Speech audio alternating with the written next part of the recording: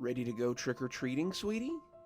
Matthew was standing on the front porch, looking up at his mother through the eye holes of his homemade ghost costume. Mom, I don't feel good. Maybe I won't go out tonight. His mom looked down at him, smiling in that strange way he had become so accustomed to. It was definitely supposed to be his mom, her red hair falling softly around her shoulders as she wore the thrift store bridal gown that she had ripped up for her zombie bride costume.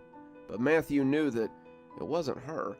When she turned her head, he could hear the tendons creaking in her neck, and her rictus of a smile made the corners of her mouth turn up painfully. Come on, honey. Halloween comes but once a year. Matthew sighed, if only that were the case. They stepped off the front porch, making their way into the throng of children that happily capered about the cul-de-sac.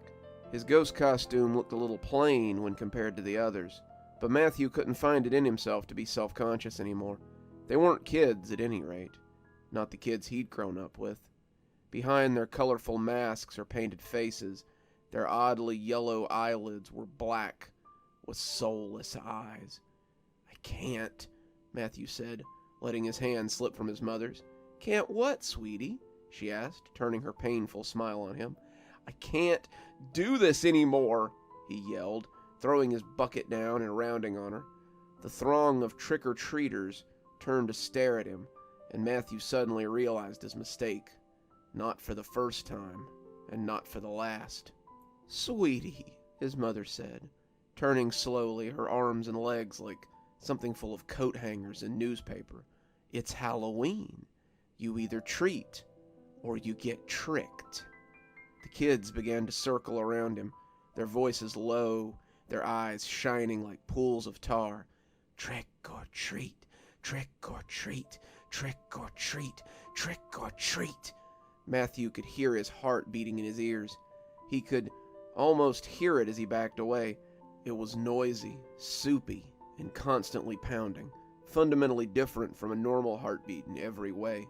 He bumped into a teenage Michael Myers, and the big mute pushed him over before he could properly get his bearings. He fell down hard on his chest, and then they were on him. Luckily, as Matt lay face down on the concrete, he didn't have to watch this time. They ripped his back apart, their sharp little teeth digging into his flesh. He felt the warm blood oozing down his back, the asphalt drinking it up as the kids tore him apart. His arms separated with a sickening pop, his sheet tearing as it was ripped, and Matthew lost consciousness. He hoped that maybe this would be the last time, and that it all would end. He was so tired of being a ghost, tired of Halloween, and as the bright lights made him squint, he felt hot tears joining his blood on the pavement. Ready to go trick-or-treating, sweetie? Matthew looked up at his mother, nodding as he reached up and took her hand for the 1,000th time. It didn't feel like a real hand. Not anymore. It felt mushy in the wrong places, hard and unmoving in others, like a palsied claw after a loved one's had a stroke. She looked down at him, smiling like a corpse, and Matthew tried to ignore the fact that the skin around her ears was darker than it had been the last time. His mother appeared to be rotting before his eyes, but to make note of it would bring on something worse. He walked once more into the sea of children, watching them run and cheer, but feeling their eyes as they tracked him. The whole street was like living in a forest of lions. Any minute, they might spring from concealment and tear you to pieces. He had been here long enough to know, however, that as long as you played along with this everlasting Halloween, it was content to keep you in its clutches. As they came to the first house, Matthew could see old Mr. Debro as he smiled and stepped through the door. The liver spots on his head were starting to look more like mold, but Matthew tried to ignore it as he shook his bag half-heartedly. The old man would drop 2 small Kit Kats in there and tell him to have a great evening, just like he did every time. And Matthew just wanted to get on with the charade. When the candy didn't fall into the bag like it always did, Matt looked up and saw the grinning face of the old man as it loomed over him. Forgot your manners, son? Matthew gasped. He'd become so complacent. He'd been here long enough to know that you didn't get candy unless you said the magic words, but he was so tired. He'd been trick-or-treating for ages, and he was exhausted. Every time he finished, every time he came to the end, good or bad, it would all just begin again. He was starting to feel like if he looked at his own reflection, he might be the one that was beginning to rot. He tried to stammer out a hurried trick or treat, but he could already see the long, sharp legs as they protruded from the corners of the man's mouth. Whatever horrors that lay inside these things, already dragging itself free. The words came from what sounded like a drowned man's throat, or the dying voice of someone who's slowly choking to death. And Matthew heard it just as the pinchers on the horrific whatever it were shot out from between Mr. Deborah's stained false teeth and latched onto his head. The teeth clicked together as they hit the ground like a set of sad castanets, but Matthew heard his words as he faded once more into black. "You'll have to remember next time." "Ready to go trick-or-treating, sweetie?" Matt didn't even look up at her this time. He lifted his hand and grabbed a hold of her withered paw as he let her lead him into the cul-de-sac. He moved on autopilot, remembering only the words that must be said as they came to each house. The candy filled the bag, the grown-ups continuing to smile their hollow grins, and all the while, Matthew trudged onward. He saw the corner coming up, the junction of Marla and Casterly, and Matt saw someone that made him go cold inside. The man was dressed as Indiana Jones, bullwhip hanging jauntily off his waist, and when he turned to wave at someone who had called his name, Matthew steered his mother towards a different house, back the way they had come. "Come on, Mom, we missed the Jafford house. Miss Jafford wants to see your costume, remember?" His mother looked unsure, but she turned away, smiling as she allowed herself to be led. "All right, Matty, don't tug." Matt looked back as he left, seeing the man and knowing that he didn't want his mother to talk to him. She had talked to him once before, hadn't she? She had talked to him, and something bad had happened, but it didn't seem like something that had happened here. He didn't know, he couldn't really say, but when he saw the guy, the ear-shattering heartbeat had come on again, and he suddenly knew that letting her talk to him would be the scariest thing he had ever experienced. As the night went on, Matthew held out hope that the lights might start going off, and that he might be allowed to sleep.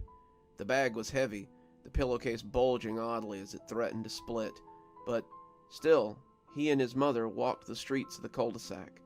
How many times had he done this, Matt wondered? 100? 200? 1,000? It felt like an eternity as his sore feet slapped the pavement, and his trainers threatened to fall to pieces. "Do you remember the first time, Mom?" he asked suddenly, his eyes heavy as he repositioned the bag to rub at them. "Your first Halloween?" she asked, looking down at him with that fishhook grin. "I sure do. You were so cute in your cow costume. You said ooh instead of moo, and the neighbors laughed and said you were adorable." "No," Matt said. "I mean the first time we did this." "Look over there," she said suddenly. "The Holsteins are waving. Let's go see what they have." Matt nodded, following behind her as she led him like a cow to the slaughter. Matthew remembered the first time. He remembered it well.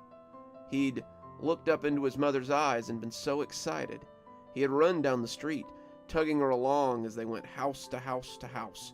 That had been the first time he'd seen the man on the corner, the first time he had steered her away from him, not understanding why. He had laughed when the pillowcase had ripped open, spilling his candy in the road, and when his mother had pulled another one out of nowhere, he had started filling that one too. The moon had been full, a big old round Halloween moon, and Matthew reveled in the light of the buttery orb. It had taken him a while to get tired, but he had finally asked Mom if they could go home so he could rest. She had tried to dissuade him, telling him they only had a few more houses, a little while longer. When he asked again, she had tried to push him on, but he had stopped. "I'm tired, Mama. I'm ready to go home." She had turned then, and that was the first time he had noticed the smile. Her smile, that sharp and painful grin that seemed sad as she looked at him, and he had known that there was something off. This wasn't what he had wanted. This hadn't been what he'd wanted. He had just wanted a Halloween that would... Matt swallowed, true fear creeping up in him as he looked at her unnatural smile and noticed that the children had stopped moving around them. He had just wanted a Halloween that would last forever. "Oh, sweetie," his mother had said, "you either get treats or you get tricks." That was when he had seen them for what they truly were. They had circled around him, chanting, "Trick or treat," and as they swarmed in, they had torn him to pieces with their bare hands. All the joy had melted off his face as their nails and teeth dug into him, and when he had woken up on the front porch, his mother asking if he was ready, he had known that something was amiss. "Maddie?" Matthew looked up, seeing that Mrs. Holstein had asked him a question. "Sorry, ma'am, what were you saying?" "I asked if you were a scary ghost or not." She was smiling, but it was like Matt could see the bugs crawling under her skin. It made him think that each of them had some kind of centipede or spider beneath their skin, just waiting to leap out. All of them seemed to have something in them, just below the surface, and Matthew was no longer certain he wanted to know what it was. It was hungry, whatever it was, and it seemed to enjoy making him suffer for his slip-ups. "Yes, ma'am. He yawned, feeling wobbly as the candy sack tried to anchor him to the earth. "A scary go." He fell then, not for the first time either. He hit the ground, his mother asking him to get back up, but he was just so tired. Matthew closed his eyes, hoping he would pass out, but it never happened. He could feel the adults looming around him, hear the chants of "trick or treat," and when something slammed against his chest, he felt the breath whoosh out of him as it pierced his heart. He hoped it would be over this time, hoped he'd be allowed to die or wake up or whatever this was, but as he heard his mother's voice, he knew it wouldn't happen. "Ready to go trick-or-treating, sweetie?" His tired eyes came open, but as he reached for her hand, a new thought occurred. "I forgot something inside. I'll be right back." He took a step for the door, but her hand clutched at him, just as it had the last time he'd tried this. "It'll be okay. We can get it later. Come on, let's..." But then he shoved her, and that seemed to take her by surprise. He ran inside, shutting the door as she got back to her feet. As he turned the deadbolt, she started pounding dully on the hardwood. "Now, Maddie, you know how this works. You either get the treat, or you get the tricks." He could already hear the muffled cries of "trick or treat" coming from behind the door, and he backed away slowly as he watched it.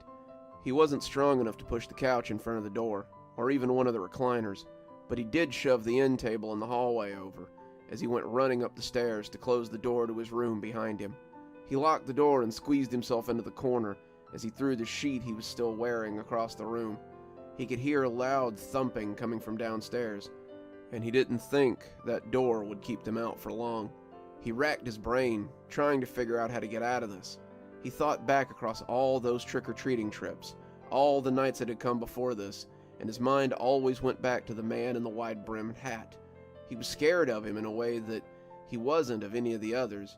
Not the bugs or the feral kids or anything he'd seen scared him as much as that man. Why, though? Why did he terrify him so much? Why did he fill him with dread like this? "I want you to meet someone." He covered his ears, but the voice wasn't coming from the house. "He's kind of important to me, just like you." He put his head between his knees and started crying as the door broke loudly from downstairs, and the words of the children came wafting up to him. "I've been seeing him sometimes, after work or while you're at Grandma's for the weekend, and I think he might be..." But the rest of it droned down to a low growl as his brain hit the brakes on it. He tried desperately to remember what his mother had said, but he couldn't. His mind struggled with the memory, but as he tried to make it make sense, he heard them pounding on the bedroom door. They were pushing, threatening to break the door, and he curled into a ball as he tried to make the memories come back. "Trick or treat, trick or treat, trick or treat, trick or treat!" They came thundering into the room, and as they fell on him, one thought broke the surface above all the others. He needed to face his fears and go see that man. One clear word stuck out in his brain, though, as he was pummeled into oblivion. No. "Ready to go trick-or-treating, sweetie?" The words still sounded in his brain, even after the last few times. Matthew had gone along with her for the last however many times, to varying degrees of success. He always avoided the man, always turned her back into the endless cul-de-sac of candy-laden houses, but it always ended the same. He forgot his manners. He went off script and tried to escape. He simply fell over out of exhaustion, and then they had him. He reached for her hand again, and as they walked, his brain tried to argue itself into sense, just like it had the last however many times. They needed to talk to the man at the end of the block. No. "Trick or treat," Matt droned, Mr. Deborah smiling as the legs sat just inside his cheeks, a silent warning to be careful. "He knows something. Maybe it's how we get out of this." "No." Come on, Mom. Let's go to the Andersons," Matt said, stalling for time. "They're not going anywhere, honey," she said as he pulled her along, her lips looking chapped as she smiled and smiled. "He has to know something. We need to—" "No."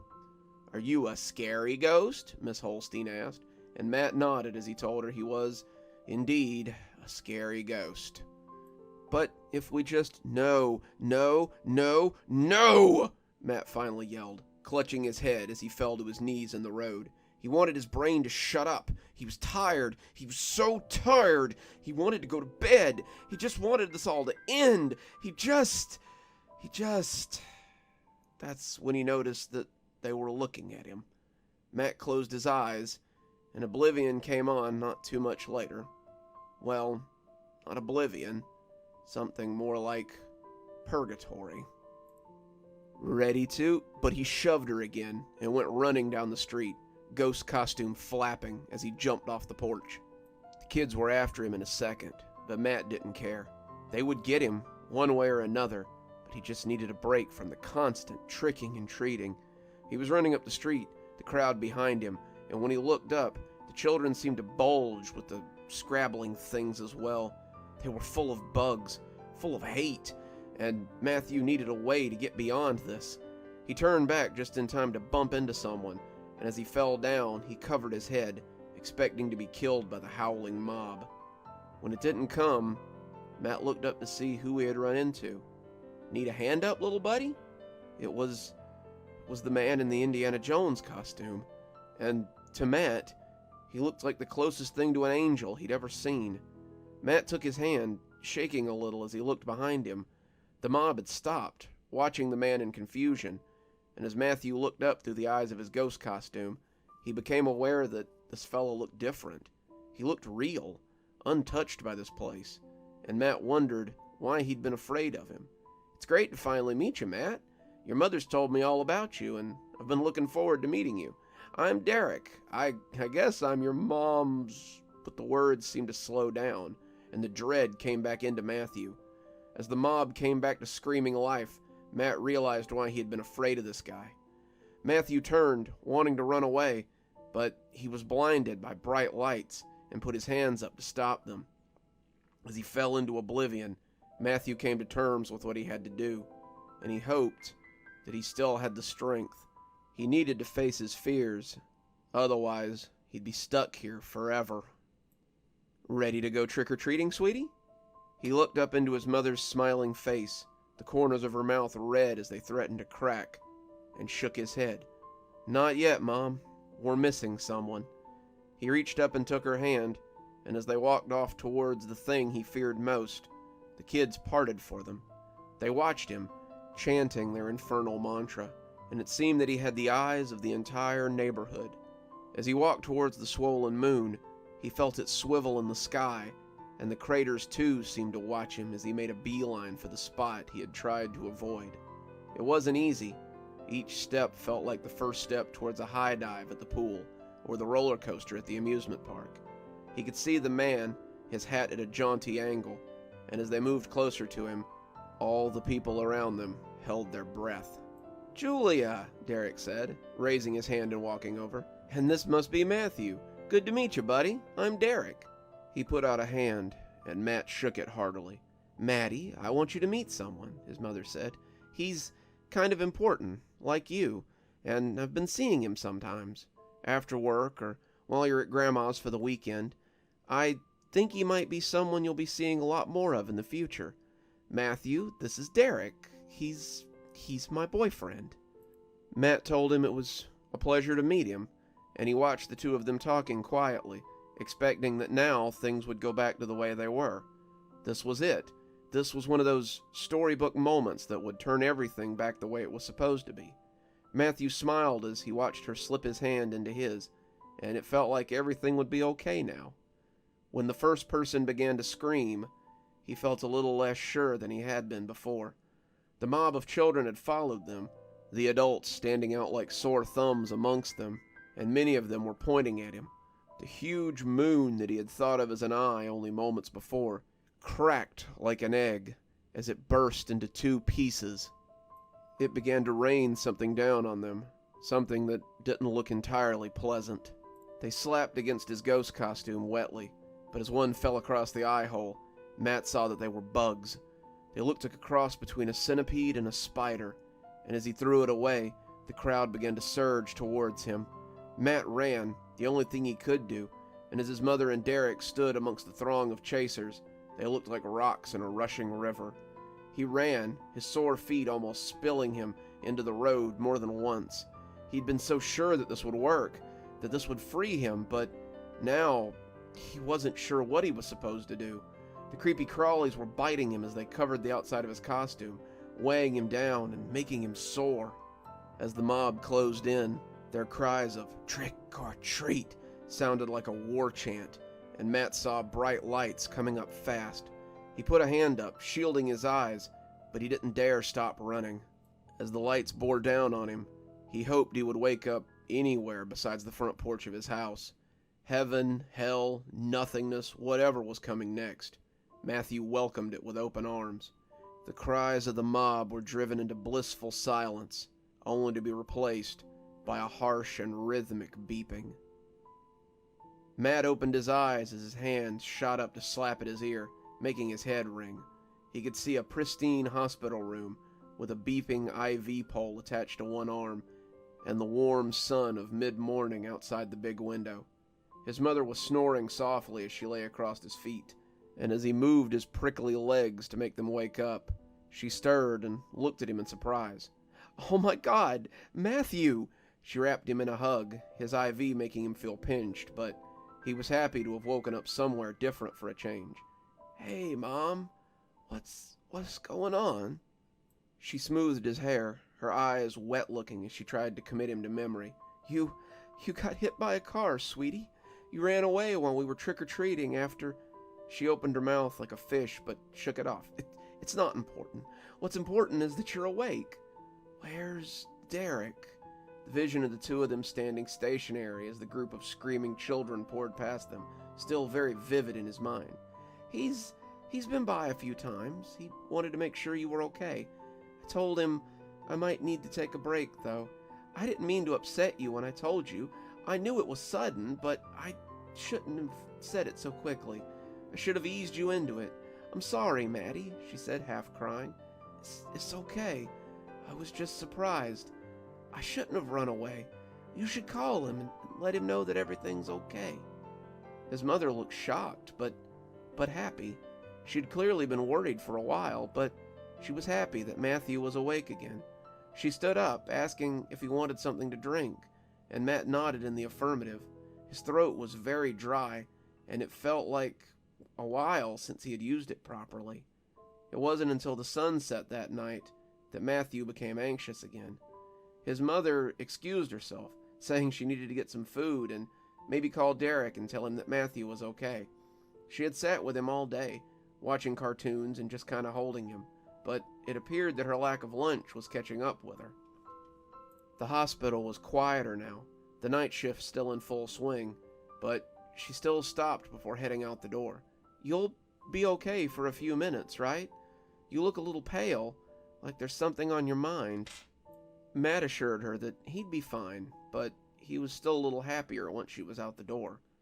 As another yawn shot through him, Matthew thought about how his body would make him sleep soon, and he thought of something he should have considered earlier today. He hadn't noticed right away, but when he had brought his hand down from his ear, he had wiped something onto the sheet. He must have rolled it up in the sheet somehow, because he hadn't thought about it until he had put his hand onto the spot a while later. His mother had been in the bathroom, the door open so she could peek out at him to make sure he hadn't just disappeared. And when he unbound the sheet, he saw something far too familiar there, staining the sheet brown and red as it pressed against him. It was part of the things that had been falling out of the moon, the head and pincers of that strange centipede spider thing. He had picked it up in a napkin and thrown it in the garbage before his mother could see it. But what did it mean? Did it mean all that had been real? Had the creature come from inside his head? Matt didn't know what to think, but he found himself wondering something as he lay there, feeling tired. When he went to sleep, would he wake up in the real world, or would he fall back into that eternal Halloween? Matt was afraid that he might find out soon enough.